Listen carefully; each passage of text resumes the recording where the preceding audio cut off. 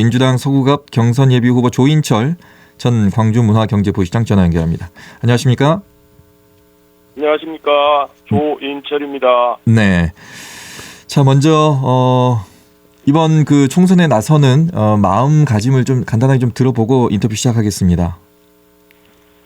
초선입니다. 네.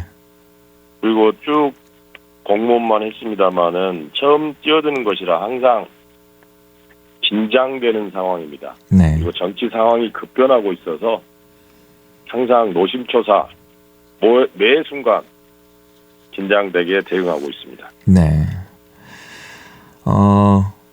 더불어민주당 공천 파동이 있었습니다. 공천은 뭐 더불어민주당뿐만 아니라 각 당이 이제 선거 앞두고는 공천에서 잡음이 있을 수밖에 없습니다. 그런데 비명계 중심으로 뭐 사실상 심리적 분당이다 이런 얘기들을 하고 있는데 어떻게 보십니까, 이 상황? 사실상 분당이라는 이야기는 너무 과장된 이야기가 아닐까요? 네. 사실상 대부분 국민들의 여론은 정권 심판입니다.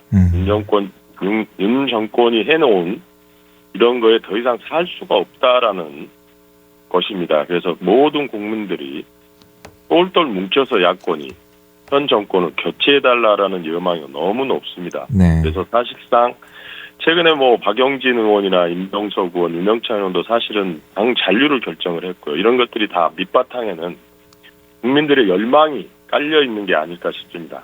심적 분당이라고 하는 것은 사실상 과장된 이야기다라고 봅니다. 자, 그리고 광주 지역의 현역 의원들이 상당히 많은 수가 경선에서 탈락을 했습니다. 이게 호남의 민심이라고 보십니까? 아니면 어떤 식으로 해석을 하고 계십니까? 최근 광산을을 제외하고는 현역 의원들이 다 고배를 마신 것이 사실입니다. 네. 이런 것들은 여러 가지 요인이 있겠습니다만은 첫 번째는 진정한 대선 패배에 대한 기존 현역 의원들에 대한 역할, 뭘 했는지에 대한 책임을 묻는 것으로 볼 수 있고요. 두 번째는 현 윤석열 정권의 폭주에 대해서 무슨 대응을 하고 있는 건지 현역 의원들이 여기에 대한 심판이라고 보고요. 그래서 국민이나 아니면 우리 광주 시민들은 대부분 바꿔야 한다. 세대 대처가 반드시 필요하다라고 하는 민심을 보여준 것으로 보입니다. 네. 자, 4월 총선에 도전을 이제 하고 또 경선을 앞두고 있습니다. 4월 총선에 도전한 이유를 좀 간단하게 들어볼까요? 이야기가 계속 반복됩니다만은 국민들은 이대로는 살 수 없다. 이제 좀 바꿔달라라는 게 가장 큰 열망인 것 같습니다. 실제로 대한민국이 최근 윤석열 정부 들어와서 보여주는 것은 사실상 국가 운영 시스템이 붕괴되고 있다는 거 봐야 됩니다. 네.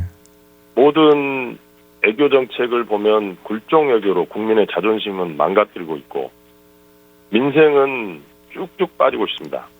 실제로 작년 성장률 0.4%였습니다. 이거는 큰 이익 때 이외에는 있을 수 없었던 상황이었습니다. 그러나 작년은 큰 이익도 없었습니다만은 0.4%의 경제 성장률은 거의 민생을 포기했다라고 볼 수밖에 없는 상황입니다.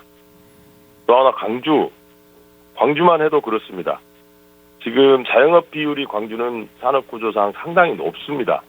근데 자영업 비율이 높음에도 불구하고 계속 부채와 고물가로 힘들어하고 있고 대우 인하 이기 이런 것들은 지역 경제를 거의 파탄 지경에 몰아넣고 있습니다. 이런 것들은 결국은 돈이나 정권 교체 아니면 해결할 수 없는 문제입니다. 이런 문제들을 해결하기 위해 4월 총선에 도전하게 되었습니다. 네. 정치 신인이기 때문에 많은 분들에게 이제 얼굴을 알리셔야 될 것 같은데 어떻게 네네. 소통하고 계시는지도 궁금합니다. 제가 하루 일과는 이렇게 시작합니다. 아침 6시에 일어나면 간단한 스트레칭과 식사하고 근처 우리 지역민들이 출근하시는 길에 길목에 서서 아침 출근길 인사부터 시작합니다.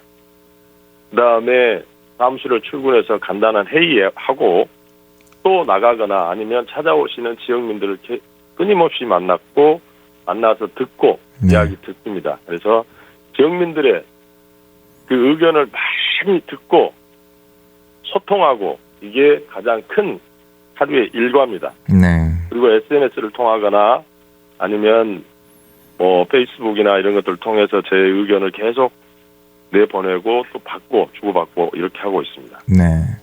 국회의원이 된다면 이렇게 서구갑을 좀 바꿔야 되겠다 이런 생각을 하고 계실 것 같은데요. 구체적으로 좀 네네. 말씀해 주시겠습니까? 광주 서구갑만 보면 네. 서구 지역만 보면 지리적으로 한중앙입니다. 광주에. 그래서 이 지역에 새로운 산업공단을 세우거나 하기는 상당히 어려운 상황입니다. 그래서 가장 좋은 방법은 상무지구에 이미 지정되어 있는 도심융합특구지구가 있습니다. 이거를 더 활성화시키고 거기에 판교 테크노밸리 같은 그런 AI 산업으로 AI는 산업단지로 육성을 한다면 훨씬 더 커질 것 같고요. 그다음에 광주가 가지고 있는 도심을 지나고 있는 광주천이 있습니다. 그게 서구를 관통하고 있습니다. 그 관통하는 중에 양동이 같이 겹쳐 들어갑니다. 네.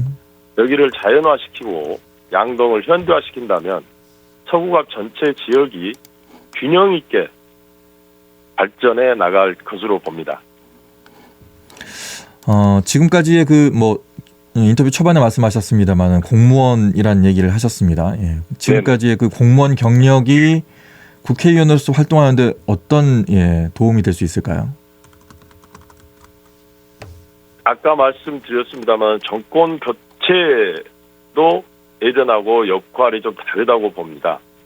정권 교체를 위해서 예전에 우리 민주화 586 세대들이 상당한 많은 노력을 했습니다. 그때 당시에 저도 이제 같은 학생이었습니다만은 그때의 정권 교체는 대부분 물리적인 행동이 훨씬 더 컸습니다. 저희가 거리에 나가서 시위를 하고 하는. 그러나 지금은 훨씬 더 교묘해졌습니다. 검찰 독재 정권이라고 하는 게 훨씬 더 교묘해졌기 때문에 그 논리적으로 우리가 대응을 해야 된다는 측면에서 오랫동안 공무원 경력은 그런 것들에 대응을 더 잘할 수 있고요. 네. 두 번째로 지역경제 활성화 측면에서는 결국은 돈의 문제입니다.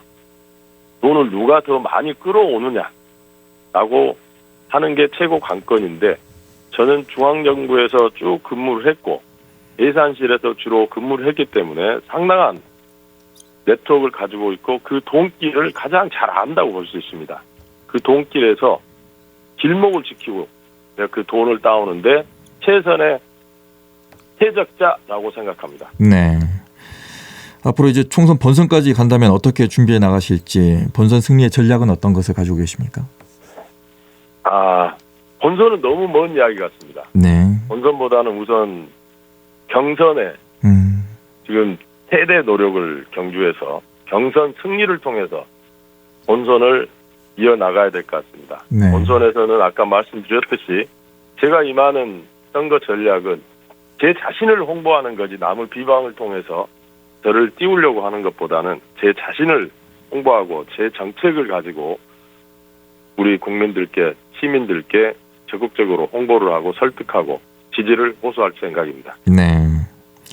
경선 승리 전략이라고 제가 질문을 했었어야 되는 거네요. 네. 끝으로 광주 시민 또 서구민들에게 한 말씀 해주시죠. 지금 시기는 이미 총선이 시작됐습니다. 이미 각 당이 공천을 계속 시작하고 있고요. 앞서 말씀드렸습니다만 우리 국민들이나 우리 시민들은 정권 교체 열망이 엄청 큽니다.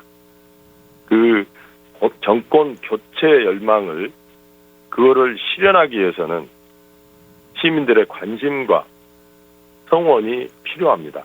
그래서 경선 과정에 적극적인 관심과 지지, 응원 부탁드립니다. 네, 자 여기까지 듣겠습니다. 말씀 고맙습니다. 감사합니다. 네, 지금까지 민주당 서구갑 경선예비 후보 조인철 전 광주문화경제부시장과 얘기 나눴습니다. 언제 어디서나 내 손 안의 뉴스. 광주 MBC 뉴스 유튜브 구독으로 함께하세요.